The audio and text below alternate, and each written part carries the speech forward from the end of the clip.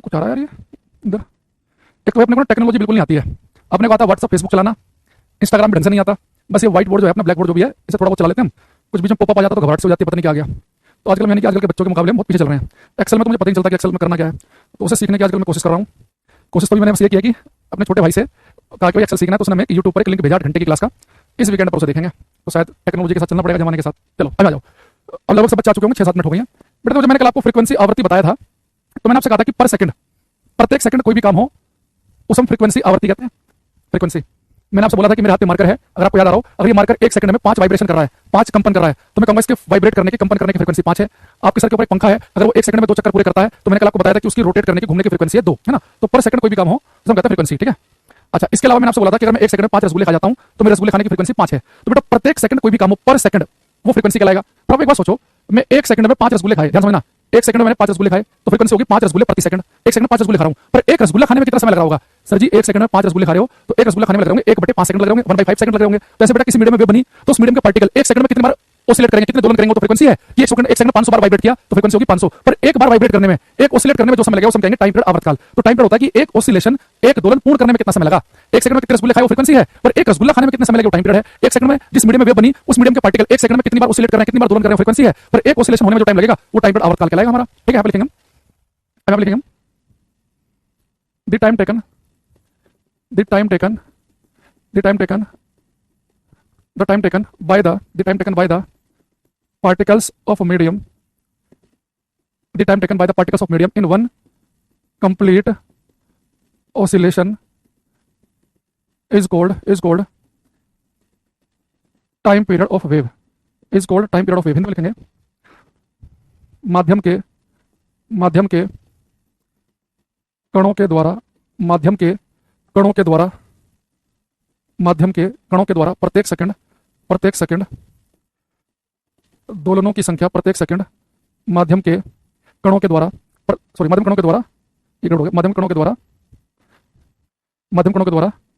एक दोलन पूर्ण होने में लगने वाला समय तरंग का आवर्तकाल कहलाता है। बेटा तो समझ रहे हो कि माध्यम के कणों के द्वारा एक दोलन पूर्ण होने में लगने वाला समय क्या कहलाएगा? माध्यम कणों के द्वारा एक दोलन पूर्ण होने वाला समय तरंग का आवर्तकाल, यानी कि 1 सेकंड में कितने दोलन हो रहे हैं, तो फ्रीक्वेंसी है। 1 सेकंड में 50 दोलन हुए, 1 सेकंड में 50 ऑसिलेशन हुए, फ्रीक्वेंसी है। पर एक ऑसिलेशन होने में या एक दोलन होने में लगने वाला समय कहलाएगा हमारा आवर्तकाल। बेटा टाइम पीरियड को लिखना टी से। अब मुझे बताओ क्या इस बात को समझ पा रहे हैं कि टाइम पीरियड जो है टी, वो बेटा किसके बराबर होगा? 1/फ्रीक्वेंसी, आवर्ती के उल्टा होगा। कैसे होगा साहब? आपको सोचो, मैं आपसे बार बार कह रहा हूं कि मैंने 1 सेकंड में 5 रसगुल्ले खाए, तो फ्रीक्वेंसी कितनी होगी बेटा? 1 सेकंड में कोई भी काम होगा, फ्रीक्वेंसी, तो फ्रीक्वेंसी होगी 5। अगर बेटा 1 सेकंड में 5 रसगुल्ले खाए, तो एक रसगुल्ला खाने में कितना समय लग रहा होगा? आप कहेंगे सर 1 रसगुल्ला खाने में समय लगेगा, 5 रसगुल्ले 1 सेकंड में खा रहे हो, तो एक रसगुल्ला खाने में लगेंगे 1/5 सेकंड। यानी कि अगर फ्रीक्वेंसी 5 थी, तो टाइम पीरियड 1/5 आया, यानी टाइम पीरियड जो होता है 1/f के बराबर होता है। तो टाइम पीरियड जब भी आपको निकालना हो, आप फ्रीक्वेंसी देख लिया करो कि प्रत्येक सेकंड कोई भी काम होगा, फ्रीक्वेंसी है, और फिर 1 कर देना, तो आपके पास टाइम पीरियड आ जाएगा। या आप ये कर सकते हो कि f क्या हो जाएगा? 1/t के बराबर। तो f जो है 1/t क्या है? फ्रीक्वेंसी क्या है? टाइम पीरियड का उल्टा है, टाइम पीरियड क्या? तो फ्रीक्वेंसी का उल्टा, ठीक है। तो आप बड़े आराम से निकाल सकते हैं। अच्छा, टाइम पीरियड जो आवर्तकाल जो है, इसके SI यूनिट क्या बनेगी? तो टाइम है, और टाइम का SI मात्रा क्या होता है? सेकंड, तो उसकी SI यूनिट बनेगी सेकंड, ठीक है। आगे बात समझ में? अब यहां से मैं क्वेश्चन पूछ रहा हूं, उसका आंसर देना आप। क्वेश्चन है मेरा आपसे, if A particle vibrate 40 times in 2.5 second, 0.8 frequency and time period of vibration. Hindi में लिखेंगे, यदि एक कण 2.5 सेकंड में 40 बार कंपन करता है, यदि एक कण 2.5 सेकंड में 40 बार कंपन करता है, तो उसके कंपन की आवृत्ति और आवर्तकाल ज्ञात कीजिए। ये बताओ, ये क्वेश्चन करो, सब करना है। अगर आपके नोट्स नहीं मिल रहे हैं, मार्केट में नहीं मिल रहे हैं, तो मार्केट में हमने दिए कब है जो मिलने चाहिए। सर एक लड़का आपकी क्लास नोट्स की अनबॉक्सिंग कर रहा था, तो उसने क्या किया होगा, यहाँ पे मुखर्जी नगर में कुछ क्लास नोट्स ना बच्चे जो बनाते हैं क्लास में ऑफलाइन बैच के, वो सेंड कर, वो मतलब उनकी फोटो कॉपी करके ना, कई बार जो दुकानदार होते हैं ना फोटो कॉपी वाले, वो बेच देते हैं, वो वैसे मिल रहा होगा, ठीक है। देखो, यदि एक कण 2.5 सेकंड में 40 बार कंपन करता है, तो उसे कंपन की आवृत्ति और आवर्तकाल ज्ञात करो। देखो 2.5 सेकंड में कितनी बार कंपन कर रहा है? आप कहोगे सर 2.5 सेकंड में 40 बार वाइब्रेशन कर रहा है, लेकिन फ्रीक्वेंसी आवृत्ति क्या होता है कि 2.5 सेकंड नहीं, प्रत्येक सेकंड जो भी काम होगा वो फ्रीक्वेंसी आवृत्ति है, प्रत्येक सेकंड। तो 2.5 सेकंड में 40 कंपन है, तो 1 सेकंड में कितने कंपन होंगे? 40/2.5। सोल्व कर लो इसे।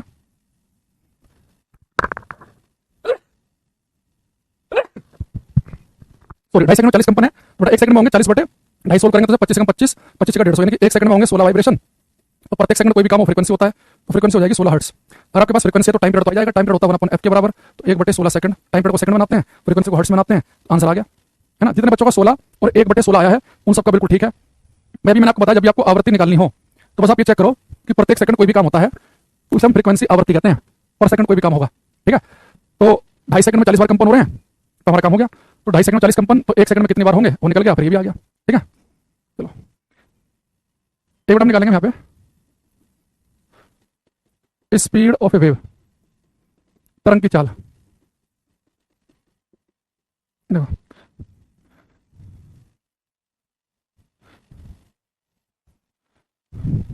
बेटा, हमारा कंप्लीट एक ऑसिलेशन था ये, सेम फेज वाले 2 पॉइंट के बीच की दूरी को हमने कल वेवलेंथ आपको बताया था, ठीक है। तो किसी वेव की आपको स्पीड निकालनी है, स्पीड को लिखेंगे v से। तो बताओ कि स्पीड का बेसिक फॉर्मूला क्या होता है? स्पीड होती है डिस्टेंस अपॉन टाइम,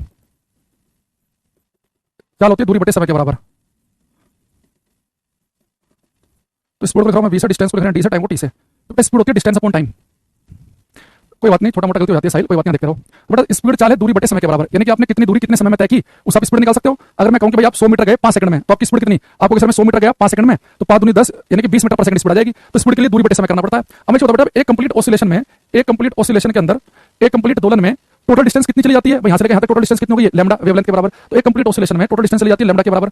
और एक कंप्लीट ऑसिलेशन में, एक कंप्लीट दोलन में जो समय लगता है हम टाइम पीरियड आवर्तकाल कहते हैं। तो किसी वेव की जो स्पीड हो जाएगी वो जाएगी बेटा लैम्डा बाई टी। और आपको पता है कि भाई 1/t को, बेटा आपको पता है कि 1/t को तो हम f लिख सकते हैं, तो 1/t की जगह मैं f लिख दूंगा, तो स्पीड क्या हो जाएगी? v = f लैम्डा, यानी कि स्पीड का फॉर्मूला आ गया v = f लैम्डा के बराबर। ये हमारा आंसर आ गया। यानी किसी वेव की जो स्पीड है उसका फॉर्मूला v = f लैम्डा कहां से आता है? बताइए, बहुत सी बार हम बच्चे रट्टा मार लेते हैं। किसी वेव की स्पीड का फॉर्मूला है v = f लैम्डा, कहां से आ रहा है? जो बिल्कुल बेसिक फॉर्मूला है स्पीड का। स्पीड क्या होती है? दूरी बटे समय। तो एक ऑसिलेशन में कितना समय लगता है? टाइम पीरियड आवर्तकाल के बराबर। और दूरी कितनी चली जाती है? वेवलेंथ के बराबर। तो दूरी आपने लिख दी लैम्डा और टाइम क्या लिख दिया? टाइम पीरियड आवर्तकाल के बराबर। और 1 टाइम पीरियड 1 आवर्तकाल को हम f लिख सकते हैं, तो v = f लैम्डा बन गया। तो अभी आपको पेपर में कभी किसी वेव की स्पीड और उसकी वेवलेंथ दोनों दे दे, समझ जाना कि आपको उसकी वेव की स्पीड निकालने के लिए दी गई है। वेव की स्पीड भी हो, सॉरी तरंग की फ्रीक्वेंसी आवृत्ति भी हो, वेवलेंथ तरंगधैर्घ्य भी हो। तो फ्रीक्वेंसी और वेवलेंथ, आवृत्ति और तरंगधैर्घ्य एक साथ दी गई है, तो स्पीड निकालने के लिए दी गई है वो। और स्पीड होती है बेटा, इसका फॉर्मूला होता है हमारे पास में, तो इसकी यूनिट होती है, स्पीड होती है मीटर पर सेकंड बनाते हैं, मीटर पर सेकंड। तो इसका हमारा आंसर बनेगा मीटर पर सेकंड के बराबर, ठीक है। तो किसी वेव की जो स्पीड है, स्पीड होता है दूरी बटे समय, तो समय निकाल लिया है, ठीक। अच्छा एक लास्ट में एक और पढ़ेंगे हम, ये आप एक से क्वेश्चन न्यूमेरिकली करवा लेते हैं आपसे एक हम पहले। ये करना बेटा, ये 2-3 पेपर में क्वेश्चन रिपीट हो गया जुका तू, 2-3 एग्जाम के अंदर, ये करना 2-3 पेपर में रिपीटेड क्वेश्चन है ये, करो।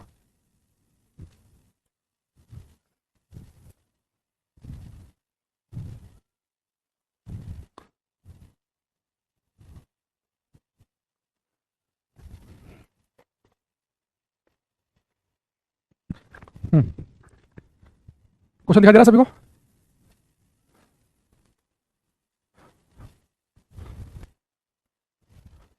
इसलिए लिखा है एक ध्वनि तरंग में 4 किलोहर्ट्ज की आवृत्ति और 40 सेंटीमीटर की तरंगधैर्घ्य होती है। 3.2 किलोमीटर की दूरी तय करने के लिए ध्वनि तरंग द्वारा कितना समय लिया गया? देखो बेटा, ध्वनि तरंग की जो आवृत्ति है वो देखिए 4 किलोहर्ट्ज और वेवलेंथ देखिए 40 सेंटीमीटर। बेटा जब न्यूमेरिकल करो तो याद रखना, न्यूमेरिकल करते समय हमेशा हम ऐसा यूनिट यूज करते हैं, तो फ्रीक्वेंसी यूनिट होती है हर्ट्ज, ना कि किलोहर्ट्ज। तो किलोहर्ट्ज करने से हर्ट्ज बना लो, किलो का मतलब होता है 1000, तो ये बन जाएगा 4000 हर्ट्ज। फ्रीक्वेंसी तो आ गई 4000। बेटा वेवलेंथ की यूनिट बताई थी मीटर, ये लिखा सेंटीमीटर में, तो मीटर बनाने के लिए 100 से भाग कर देना, तो लैम्डा कितना हो गया? 0.4 मीटर। बेटा आपके पास बताओ वेवलेंथ भी है और फ्रीक्वेंसी भी, आप समझ जाओ। अगर एफ और लैम्डा दोनों चीज देखी है तो वेव की स्पीड निकालने के लिए रखी है, यानी स्पीड की हमें जरूरत पड़ेगी पड़ेगी। देखो क्यों पड़ेगी आपको सोचो। इसने कहा कि वेव की फ्रीक्वेंसी और वेवलेंथ देखी है, तरंगधैर्घ्य और आवृत्ति, कह रहा है कि 3.2 किलोमीटर की दूरी तय करने के लिए कितना समय लगेगा, ठीक है। बेटा देखो 3.2 किलोमीटर की दूरी तय करने में कितना समय लगेगा, तो डिस्टेंस देखिए 3.2 किलोमीटर की, डिस्टेंस की यूनिट क्या होती है? ऐसा यूनिट होती है मीटर, तो 3200 मीटर बन गया। जब भी पेपर में आपको दूरी यूज करनी हो हमेशा मीटर में यूज करेंगे, किलोमीटर हो तो मीटर बना लो, सेंटीमीटर तो मीटर बना लो, टाइम हमेशा सेकंड में यूज करेंगे, स्पीड मीटर पर सेकंड में यूज करेंगे, फ्रीक्वेंसी हर्ट्ज में यूज करेंगे, ऐसा यूनिट यूज करनी है। और कह रहा है कि कितना समय लगेगा? 3200 किलोमीटर की दूरी तय करने में। बेटा दूरी क्या होती है? दूरी होती है 4 गुना समय, तो समय क्या आएगा? दूरी बटे स्पीड से। तो दूरी तो दे रखी है मुझे 3200 मीटर की, अब यानी कि मुझे स्पीड चाहिए, तो स्पीड यहां से निकाल लो, एफ और लैम्डा दोनों रखे हैं, तो वेव की स्पीड निकाल लो। तो ये एफ कितना है? 4000, वेवलेंथ है 0.4, सोल्व करेंगे तो 1600 मीटर पर सेकंड की आ जाएगी स्पीड। तो दूरी है 3200 मीटर की, स्पीड है 1600 की, सोल्व करेंगे 16 दूनी 32, तो टाइम लगेगा 2 सेकंड का। जिन बच्चों का आंसर 2 सेकंड आया उन सबका सही है। भाई सिंपल सा क्वेश्चन है कि 3.2 किलोमीटर की दूरी तय करने में कितना समय लगेगा, तो समय निकालने के लिए आपको दूरी बटे स्पीड चाहिए, तो दूरी तो डायरेक्ट दे रखी है 3.2 किलोमीटर यानी कि 3200 मीटर बन गई। बस स्पीड निकालनी है आपको एफ लैम्डा से। बस दिक्कत क्या है इसमें सब जगह, यहाँ पे 3.2 किलोमीटर लिख रखा है, इसे मीटर मतलब 3200 मीटर आएगा, ये 4 किलोहर्ट्ज यानी कि 4000 हर्ट्ज आ जाएगा, और 40 सेंटीमीटर को मीटर बदलेंगे तो 100 से भाग करना पड़ेगा। तो इजीली क्वेश्चन कर सकते हैं, समझ गए बात को।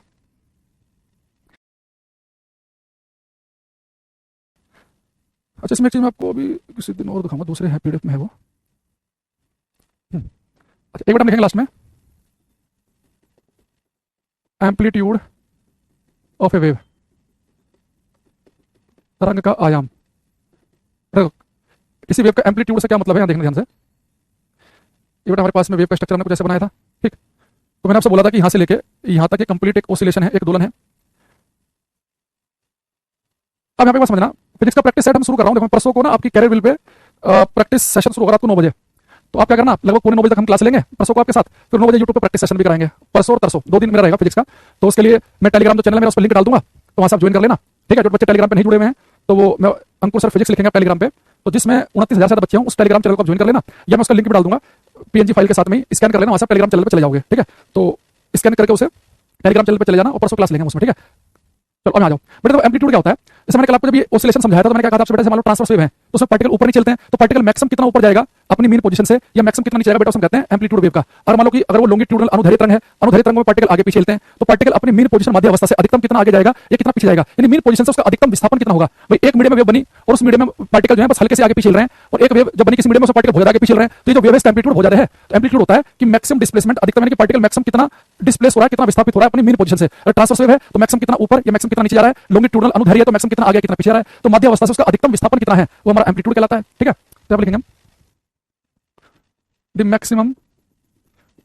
Maximum displacement of particles of medium from their main position, the maximum displacement of the particles of a medium from their main position is called amplitude of wave। Hindi में लिखेंगे, माध्यम के कणों का उनकी मध्य अवस्था से अधिकतम विस्थापन तरंग का आयाम कहलाता है, ठीक है। माध्यम के कणों का उनकी मध्य अवस्था से अधिकतम विस्थापन तरंग का आयाम कहलाता है, ठीक है। अभी बात यहां पर समझना बहुत ध्यान से, मैंने आपको 5-6 पॉइंट बताए, इन सबको दोबारा समझो। कोई भी वेव हो उसका फोटो आपके दिमाग में बनना चाहिए कि दूसरा, किसी वेव में सेम फेज वाले समान कला वाले दो कंसेक्यूटिव पॉइंट के बीच की दूरी को हमने वेवलेंथ कहा। जिस मीडियम में वेव बनी उस मीडियम के पार्टिकल एक सेकंड में जितनी बार कंपन करेंगे वो फ्रीक्वेंसी है, एक कंपन करने में एक वाइब्रेशन करने में जो टाइम लगेगा वो टाइम पीरियड आवर्तकाल है। किसी वेव की स्पीड होती है एफ लैम्डा के बराबर, और एम्पलीट्यूड है कि पार्टिकल कितना अधिकतम विस्थापित हुआ, मैक्सिमम कितना डिस्प्लेस हुआ अपनी मीन पोजीशन से मध्य अवस्था से, उसे हमने एम्पलीट्यूड कहा। अब इतनी कहानी सुनाने के बाद में अब आप पेपर में क्वेश्चन कर पाओगे कि नहीं, अभी देखते हैं। तो जितना मैंने आपको पढ़ाया हमने केवल बच्चों को इतना बताया था, लेकिन पेपर में जो क्वेश्चन आया वो कुछ आया ऐसे। अब टीचर जो पढ़ाता जरूरी नहीं कि हर बार बिल्कुल लाइन टू लाइन ही आ जाए। अगर आपने इस क्वेश्चन को ढंग से कर लिया तो यानी कि आप जो बताया जा रहा है उनमें से भी कुछ चीजें आप निकाल सकते हैं। इसमें आपका भी टेस्ट होगा। ये क्वेश्चन करो, करेंगे सभी।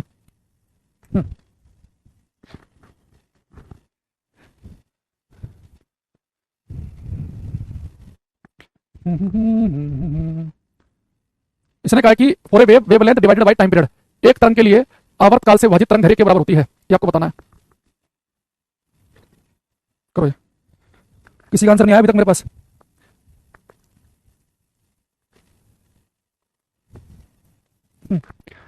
जयदेव, सुलेमान अली, सुमन पॉल, रमाकांता, देवांशु यादव, शुभम वानी, कुछ आंसर मेरे पास आ रहे हैं, बहुत बढ़िया।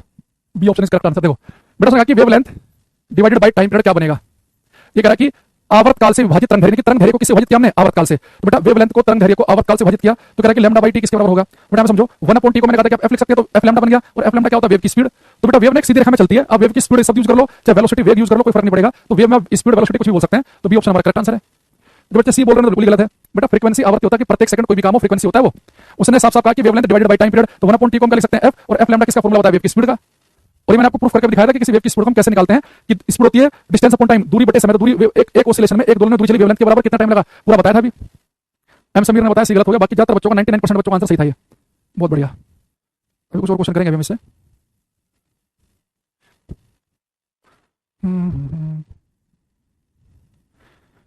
इसमें है कि दूसरे में है,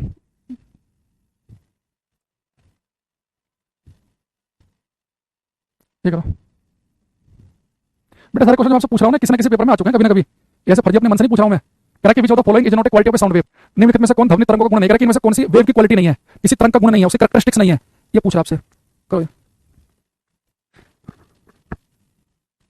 देखो, एक कह रहा है कि which of the following is not a quality of A sound wave. तो साउंड वेव की कौन सी क्वालिटी नहीं है बेटा, किसी वेव की प्रॉपर्टी मैंने आपको टाइम आयाम सॉरी एम्पलीट्यूड बताया, टाइम पीरियड भी बताया, फ्रीक्वेंसी बताया, स्पीड बताया। बेटा डेंसिटी जो है ना ये वेव की क्वालिटी नहीं है, ये तो मीडियम की क्वालिटी होती है, माध्यम की, कि तरंग जिस माध्यम में चल रही है वो माध्यम कम डेंसिटी वाला है कि ज्यादा। तो किसी वेव की जो कैरेक्टरिस्टिक्स होती हैं उसमें उसकी speed, frequency, time period, wavelength, तरंगदैर्घ्य, एम्पलीट्यूड। तो किसी वेव की जो क्वालिटी में उसकी वेवलेंथ, तरंगदैर्घ्य आएगी, फ्रीक्वेंसी आएगी, टाइम पीरियड आएगा, स्पीड आएगी, एम्पलीट्यूड, आयाम, आयाम को ए से लिखते हैं हम, तो ये चीज आएंगी उसमें, है ना।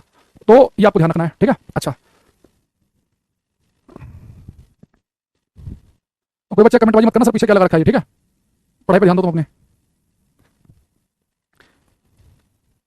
अब यहाँ पे देखना, नेट बहुत स्लो चल रहा है सर जी, क्या करें। अब इसमें तो भाई मैं क्या बताऊं, नेट स्लो चल रहा है, इसका तो मेरे पास कोई सोल्यूशन नहीं है, ठीक है। ठीक है, अच्छा एक बात और देखना भी, ये तो बड़ा अजीब सा नहीं लग रहा है, ज़्यादा अजीब सा हो गया, थोड़ा सा ठीक करते हैं इसके लोकेशन को। हाँ ये कई बार ये बच्चा समझ गया कि हीट बैग। अच्छा एक मेरा क्वेश्चन आपसे ये है कि हमें पता है कि कोई भी वेव हो बेटा उसकी फ्रीक्वेंसी आवृत्ति होती है, कोई भी तरंग हो उसकी फ्रीक्वेंसी आवृत्ति रहती है। ये बच्चा कह रहा है कि इलेक्ट्रिक केटली को 240 वोल्ट की जगह पर 1.5 किलोवाट की खपत करती है, इसके लिए फ्यूज तार की रेटिंग क्या होगी, पी इक्वल टू वी लगा लो, करंट की वैल्यू निकल जाएगी, है ना। तो फ्यूज वायर जो है उससे जितनी करंट आ रही है उससे थोड़ा सा ज्यादा ही होना चाहिए, पी इक्वल टू वी से निकल जाएगा। चलो अब यहाँ पे आ जाओ बेटा, मैंने कहा कि कोई भी वेव उसकी फ्रीक्वेंसी उसकी एक आवृत्ति होती है, कोई भी वेव होगी, कोई भी तरंग होगी उसकी एक फ्रीक्वेंसी आवृत्ति होती है। तो बेटा मैं बोल रहा हूँ हेलो, साउंड भी तो एक वेव है, तो साउंड जब एक तरंग है, कौन सी तरंग बताई थी साउंड आपको मैंने, मैकेनिकल लॉन्गिट्यूडनल, यांत्रिक अनुदैर्घ्य तरंग। तो मेरा क्वेश्चन आपसे भी सही है कि अगर पेपर में आ जाए कि जो साउंड हम सुनते हैं जैसे मनुष्य कान सुन सकते हैं, तो हम कहां से कहां तक की फ्रीक्वेंसी वाला साउंड सुन सकते हैं, हम हर एक फ्रीक्वेंसी नहीं सुन सकते। तो मेरा क्वेश्चन ये है कि हम कहां से कहां तक की आवृत्ति वाला साउंड सुन सकते हैं, बताओ। ऑडिबल फ्रीक्वेंसी रेंज बतानी है आपको, सुनने योग्य आवृत्ति की प्रास, बहुत फेमस क्वेश्चन है, सबको पता होना चाहिए, ऑलरेडी पढ़ रखा आपने 8वीं 7वीं क्लास में, सुनने योग्य 9th क्लास में भी है, सुनने योग्य आवृत्ति की प्रास। तो मनुष्य के कान कहां से कहां तक की फ्रीक्वेंसी का साउंड सुन सकते हैं आपको बताना है। ऑडिबल फ्रीक्वेंसी रेंज, मनुष्य कान कहां से कहां तक की फ्रीक्वेंसी का साउंड सुन सकते हैं। देखो ये बिल्कुल सही है। आप लोगों को थोड़ा अजीब सा लग रहा है, हटा दूंगा मैं इसे, थोड़ा सा मेरे गर्दन में दर्द हो रहा है सर्वाइकल वाला, तो इसलिए मैंने लगाया। अगर किसी को अजीब सा लग रहा हो तो हटा देने से, है ना। अगर कोई दिक्कत ना हो तो कोई बात नहीं, ध्यान नहीं भटकना चाहिए। देखो बेटा जब हम साउंड सुन सकते हैं उसकी फ्रीक्वेंसी होती है 20 हर्ट्ज से लेकर 20,000 हर्ट्ज तक। तो वो साउंड जिसे हम सुन सकते हैं उसकी फ्रीक्वेंसी 20 से लेकर 20,000 हर्ट्ज तक है। तो बेटा 1000 को लिखते हैं किलो, तो कई बार आपको लिखा मिलेगा पेपर में, जो साउंड हम सुन सकते हैं उसकी फ्रीक्वेंसी होती है 20 हर्ट्ज से लेकर 20 किलो हर्ट्ज तक, 20 हर्ट्ज से लेकर 20 किलो हर्ट्ज। ठीक, देखो एक बच्चे ने मेरे पास एक क्वेश्चन भेजा एक दिन, वो किसी पेपर में आ रखा था कि हम कहां से कहां तक की फ्रीक्वेंसी सुन सकते हैं। अब उसने बड़े उठपटांग ऑप्शन दे रखे थे, तो 20 हर्ट्ज से लेकर 20,000 हर्ट्ज का दे नहीं रखा था उसने। फिर बेटा जब ऐसा होता है ना पेपर में कि बिल्कुल एग्जैक्ट आंसर ना मिले, तो फिर आपको इतना खुद से बुद्धि लगानी है कि हमें बहुत ही क्लोज ऑप्शन ढूंढना है। जैसे आप एक ऑप्शन लिखा था कि 16 हर्ट्ज से लेकर 16,000 हर्ट्ज, ऐसे कुछ लिखा था, या कुछ ऐसा लिखा था कि 16 हर्ट्ज से लेकर शायद 20,000 हर्ट्ज तक, कुछ ऐसा लिखा हुआ था। तो जो सबसे क्लोज ऑप्शन था फिर आप उस पर टिक लगा देंगे, क्योंकि बेटा जो रेंज है ना 20 हर्ट्ज से लेकर 20,000 हर्ट्ज तक की। एक बच्चा कह रहा है कि होम्योपैथिक डॉक्टर को दिखाएं। अच्छा चलो दिखा देंगे, चलो इस पर कमेंट नहीं करेंगे, अभी पढ़ाई पर ध्यान दो। तो ये एक एडल्ट व्यक्ति, वयस्क व्यक्ति के लिए 20 से लेकर 20,000, जो छोटे बच्चे होते हैं ना उनकी रेंज थोड़ी ज्यादा होती है। छोटा बच्चा हो सकता है कि 16-17 हर्ट्ज वाली फ्रीक्वेंसी को भी सुन ले, और बुजुर्गों की थोड़ी सी रेंज कम होती है, उम्र के साथ साथ ये रेंज थोड़ी सी सिकुड़ने लगती है। तो 20-22 साल का जो एक एडल्ट वयस्क व्यक्ति है उसके लिए रेंज होती है 20 से लेकर 20,000 तक की। लेकिन बेटा क्वेश्चन पूछना बंद कर दिया कि हम कहां से कहां तक की फ्रीक्वेंसी का साउंड सुन सकते हैं। आजकल क्वेश्चन पूछता है कि फ्रीक्वेंसी 20 से कम हो जिसे हम नहीं सुन सकते, उसे हम क्या कहते हैं, और 20,000 हर्ट्ज से ऊपर की फ्रीक्वेंसी जिसे भी हम नहीं सुन सकते, भाई ना तो हम 20 से कम वाली सुन पाएंगे ना 20,000 से ज्यादा वाली, तो हम कहते हैं क्या। बच्चा बताएगा कि बिलो 20 हर्ट्ज, 20 हर्ट्ज से कम वाली फ्रीक्वेंसी को हम क्या बोलते हैं, 20 से कम वाली को बोलते हैं 20 हर्ट्ज से कम वाली जो होती है ना बिलो 20, हम बेटा बोलते हैं इंफ्रासोनिक अपसर्वे, इंफ्रासोनिक। और 20,000 हर्ट्ज से ऊपर वाली कौन सी होती है, अल्ट्रासोनिक। अब आओ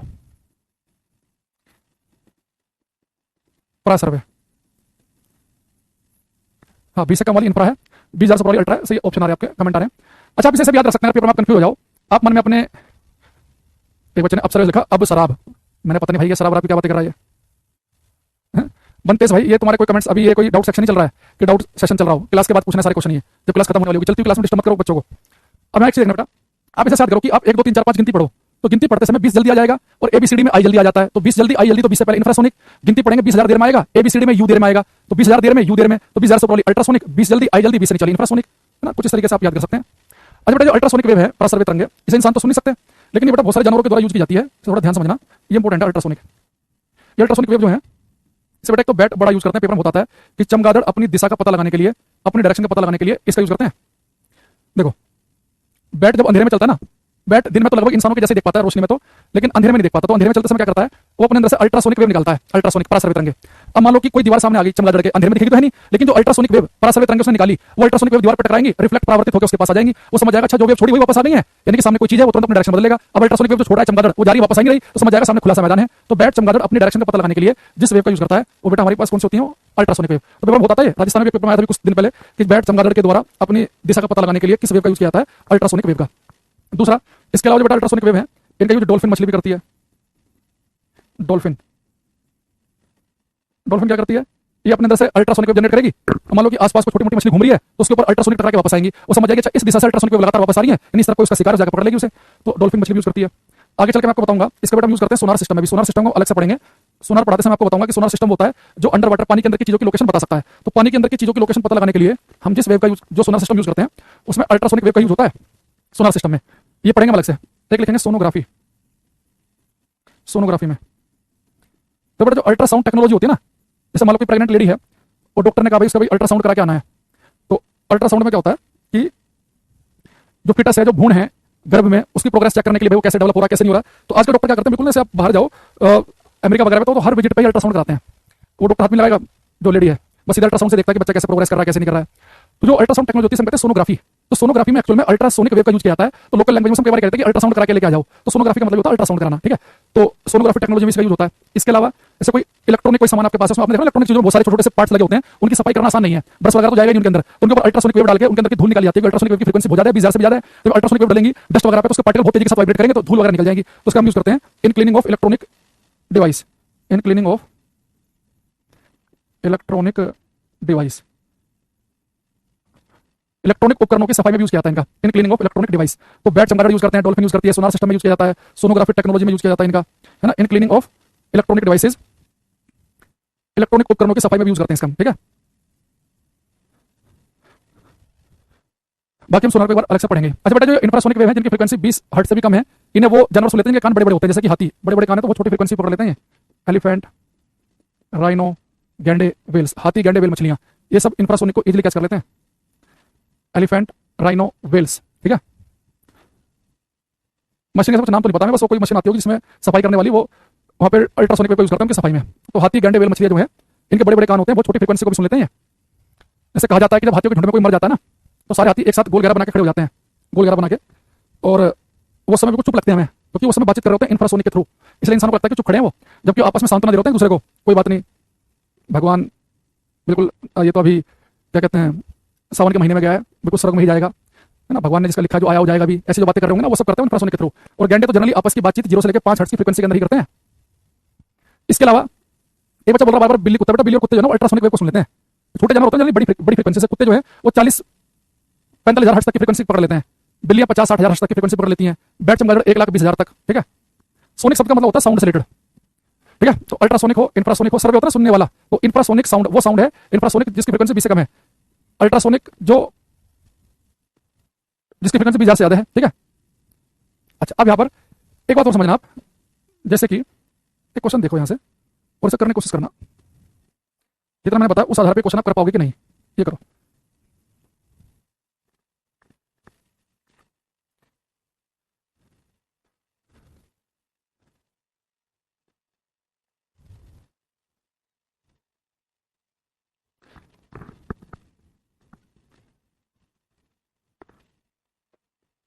ये कह रहा है कि 0.3 मीटर की तरंग धैर्य हवा में उत्पन्न होती है और ये 300 मीटर प्रति सेकंड की गति से यात्रा करती है। तो ये क्या है, ऑडिबल है, अल्ट्रा है, इंफ्रा है, माइक्रो है। अच्छा माइक्रो शब्द का अभी हमने कुछ यूज नहीं किया माइक्रोवेव का, तो समझो तो आंसर है ही नहीं।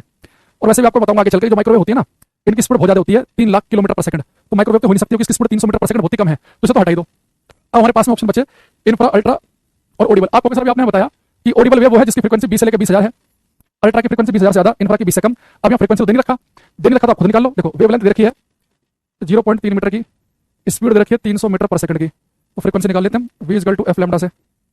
एफ निकालेंगे तो वी बाई लैम्डा हो गया, v हो गया 300 मीटर पर सेकंड, वेवलेंथ हो गया 0.3 मीटर, सोल्व करेंगे तो फ्रीक्वेंसी आ जाएगी 1000 हर्ट्ज। थोड़ा 1000 क्या है, 20 से कम तो नहीं है ना 20,000 से ज्यादा है, तो 20 से 20,000 के बीच में, यानी कि क्या बनेगी, ऑडिबल बनेगी, ऑडिबल, क्योंकि फ्रीक्वेंसी 1000 आ रही है। बहुत बढ़िया लिखा कुछ बच्चों ने हमें। ये देवांशु यादव का गलत है, पूरी क्लास में बाकी सबका ठीक है, राजीव हो, अमित हो, सनी, सुलेमान, सुमन, ठीक। अच्छा दूसरी चीज, आपने बाबू कोई आवाज सुनते हो जब आप, जैसे मान लो आप 10 तरह के आपके दोस्त होंगे, मित्र होंगे, रिश्तेदार होंगे, रैंडम भी आप किसी से आवाज सुनते हो, तो आप सबकी आवाजों में फर्क कर लेते हो। कभी ऐसा नहीं हो कि आप एक ग्रुप में 20 लोग बैठे हैं और 20 लोग में कंफ्यूज हो कि भाई इस बार किसने कहा, इस बार किसने बोला। सबकी आवाज आपको पता है कि अलग अलग आपके कान महसूस करता है। आपकी जो कान है, किसी की आवाज आपके कान को मोटी सी लगेगी, किसी की पतली लगेगी, किसी की ज्यादा पतली महसूस होगी। तो बेटा हम दो आवाज में, दो साउंड में, अगर दो साउंड सेम, दो साउंड मेरे पास है समान प्रबलता के, सेम लाउडनेस के, उतने जोर से बोला लड़की ने हेलो, उतनी जोर से लड़के ने बोला हेलो, आप दोनों आवाजों में फर्क कर लेते हो कि लड़के की आवाज कौन सी, लड़की कौन सी है। तो दो आवाजों में जब फर्क कर पाते हैं ना, वो कर पाते हैं बेटा उसकी पिच, उसके तारतम्य की वजह से। इसका मतलब होता है आवाज का पतलापन या मोटापन। कोई आवाज आपने सुनी बहुत बारीक पतली लगी, सिल वॉइस लगी, बारीक से लगी, कोई आवाज सुनोगे बिल्कुल फ्लैट से लगेगी, थोड़ी भारीपन सा लगेगा, मोटी सी आवाज लगेगी। तो दो आवाजों में जब फर्क कर पाते हो, उसके पिच, उसके तारतम्य की वजह से कर पाते हो। अब जब आप अलग अलग फ्रीक्वेंसी का साउंड सुनते हैं, तो अगर कोई साउंड आपने सुना, अगर वो साउंड लो फ्रीक्वेंसी का है, निम्न आवृत्ति का है, तो उसकी पिच होगी लो, लो पिच का आवाज आपको फ्लैट लगेगी, मोटी सी आवाज लगेगी। आपने कोई साउंड सुना वो हाई फ्रीक्वेंसी का है, तो आपको उसकी पिच भी हाई लगेगी, हाई पिच का आवाज आपको पतली बारीक से लगेगी। जैसे यहाँ पे लिखेंगे हम, कोई अगर साउंड जो है, अगर लो फ्रीक्वेंसी का साउंड है, निम्न आवृत्ति का, अगर फ्रीक्वेंसी लो है तो उसकी पिच भी लो होगी, आवृत्ति निम्न है तो निम्न तारतम्य होगा, और फ्रीक्वेंसी हाई है, उच्च आवृत्ति, फ्रीक्वेंसी हाई तो पिच भी हाई होगी, उच्च आवृत्ति, उच्च तारतम्य। बेटा अगर फ्रीक्वेंसी लो है तो पिच भी लोगी, लो पिच की मोटी सी आवाज, फ्लैट वॉइस, ये होती है बॉयज की लड़कों की। बेटा लो पिच होती है लड़कों की। हाई फ्रीक्वेंसी है तो पिच भी हाई होगी, यानी पतली आवाज होगी, ये होती है गर्ल्स की लड़कियों की। पेपर में बच्चे गलत करके आते हैं, हाई पिच में लड़के बोल देते हैं, हाई पिच का होता है बारीक आवाज, पतली आवाज, तो लड़कियों की होती है, लड़कों की पिच हाई होती है, याद रखना। हाई पिच होती है श्रिल वॉइस, बारीक आवाज,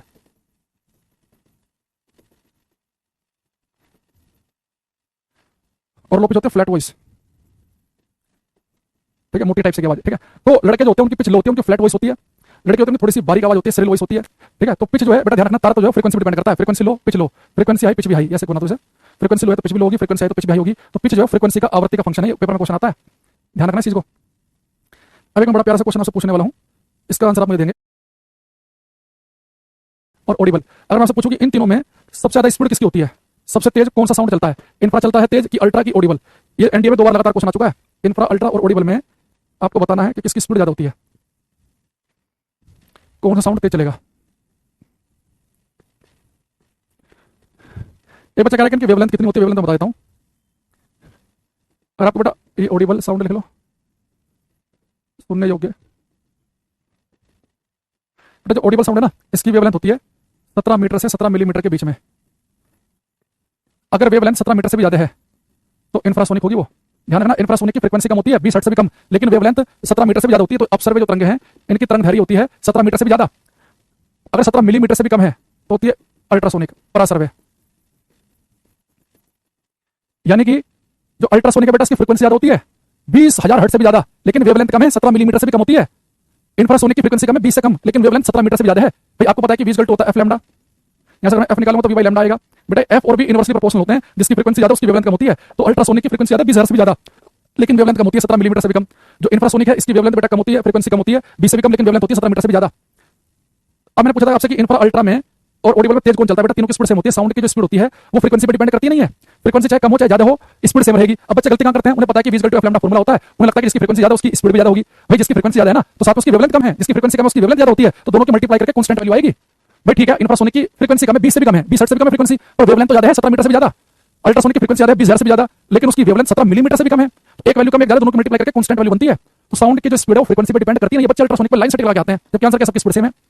आपको सोचो एक जगह 10 म्यूजिकल इंस्ट्रूमेंट बज रहे हैं, ढोलक, बाजा, पियानो, गिटार, बांसुरी सब बज रहे हैं, सबकी आवाज अलग अलग है, कोई पतली आवाज, कोई मोटी आवाज, सबकी फ्रीक्वेंसी अलग अलग है, लेकिन सारे म्यूजिकल इंस्ट्रूमेंट की आवाज एक साथ आपके कान के पर्दे पहुंचती है। अगर आप किसी म्यूजिकल प्रोग्राम में जाओगे कहीं पे, वहां पे 500 म्यूजिकल इंस्ट्रूमेंट बज रहे हैं ना, 500 की आवाज एक साथ कान के पर्दे पहुंचती है। ऐसे नहीं होता कि पियानो, गिटार की आवाज पहले पहुंचे कान के पर्दे पे, ढोलक की बाद में पहुंचे।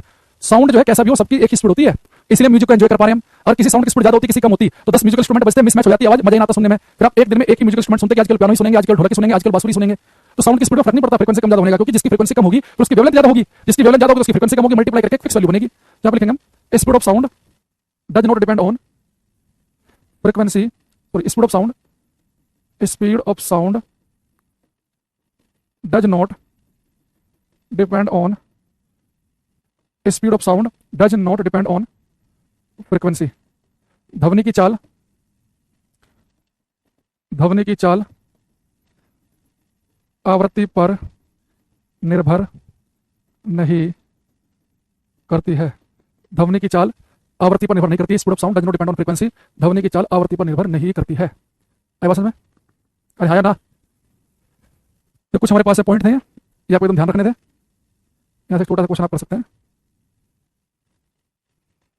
ये करो।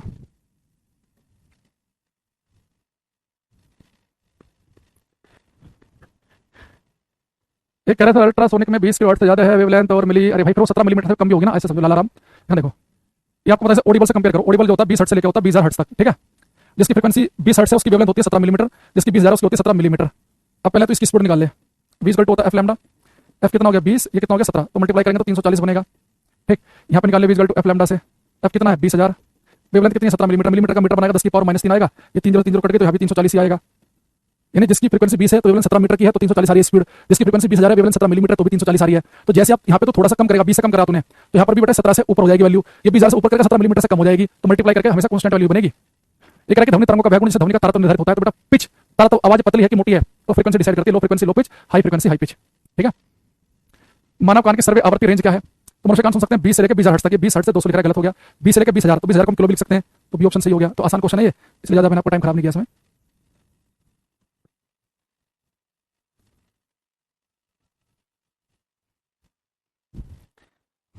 To detect the obstacle in their path bats produce, जब गार्ड अपने रास्ते में आने वाली बाधाओं का पता लगाने के लिए उत्पादन करते हैं। अभी बताया कि बैट किसका यूज करते हैं बेटा, अल्ट्रासोनिक का। इसे देख रहे हो हिंदी वाले बच्चे, उसने पेपर में पूरा सर्वे नहीं लिखा है, तो हिंदी वाले याद रखना, इनके इंग्लिश नेम भी याद कर लेना साथ में, इंग्लिश नेम भी, सुलेमान सनी, रमाकांता, राजीव, रोहित, वानी, लाला, बहुत बढ़िया, सबके आंसर ठीक आ रहे हैं। तो हिंदी वाले बच्चे इंग्लिश वाले नाम भी याद रखना, एक बार बदतमीजी कर देता है पेपर में। Technique for monitoring foetal growth, भ्रूण के विकास की निगरानी की तकनीक है, तो बेटा भ्रूण के विकास की निगरानी के लिए हम अल्ट्रासाउंड कराते हैं ना, इसे सोनोग्राफी भी कहते हैं, उसमें अल्ट्रासोनिक वेव का यूज करते हैं। अल्ट्रासोनिक वेव और वेव जिसे मनुष्य का नहीं सुन सकते हैं, है ना। स्पीड वेलोसिटी ज्यादा होगी तो गलत बात है, तो वेलोसिटी कम हो ज्यादा साउंड की स्पीड जो है वो सेम होती है, ठीक है। एक ह्यूमन बीइंग सुन सकते हैं, गलत है। और एम्पलीट्यूड ज्यादा होगा तो सब आगे पढ़ेंगे, उससे लाउडनेस ध्वनि की वॉल्यूम पे फर्क पड़ेगा, तो ह्यूमन बीइंग सुन नहीं सकते इसे। ये बाकी तो और आगे आएंगे, ठीक। चलो आज के लिए इतना रखते हैं, कल की क्लास में पढ़ेंगे सुपरसोनिक मिसाइल। डेली क्लास लेंगे तो 1 घंटे के आसपास की क्लास काफी है, किसी किसी दिन 1.5 घंटे भी खिंच सकती है, डिपेंड करेगा कि टॉपिक अगर खत्म नहीं हुआ तो कोई जरूरी नहीं कि 1 घंटे में खत्म हो जाए, है ना। तो कल की क्लास में पढ़ेंगे एको प्रतिध्वनि, रिवर्बरेशन गूंज, सुपरसोनिक ऑब्जेक्ट, पराध्वनिक वस्तुएं, इनके बारे में हम कल खत्म कर लेंगे। अच्छा किसी को डाउट हो तो पूछ सकता है, वो कोई बच्चा जो बीच में पूछ रहा था कुछ लाइट वाइट वाले चैप्टर के डाउट, तो अब पूछ सकता है ना एंड में, चलती हुई क्लास में भाई। बाकी बच्चे का डाउट नहीं हो तो बाकी बच्चे फिर